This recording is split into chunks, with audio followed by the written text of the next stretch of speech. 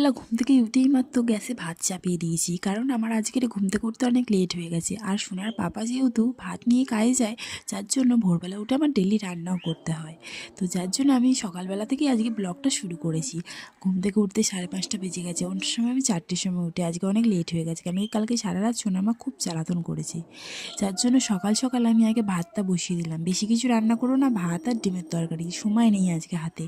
7:30 ট্রেনে কাজেও যাবে। সকালবেলা ঘুম থেকে উঠে ঘরের সমস্ত কাজবাজও করতে হবে আমার, যেহেতু আমার শাশুড়ি মা বলেছে যে ছেলেরা কাজে গেলে ঘরের বাসি কাজবাজ দেখে কাজে যাওয়াটা উচিত না, বিশেষ করে বাসি উঠোন বাসি ঘর, ওটা আমাকে মাস্ট আগে ঘুম থেকে উঠে ঝাঁট দিতেই হয়।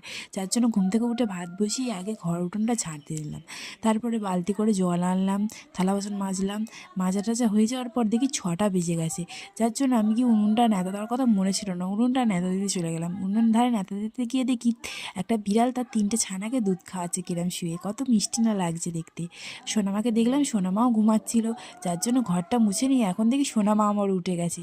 সোনামার খাবারটা বানিয়ে রেখে এসেছি, দেখি সোনার পাপা বলছে আমি বেরিয়ে যাচ্ছি।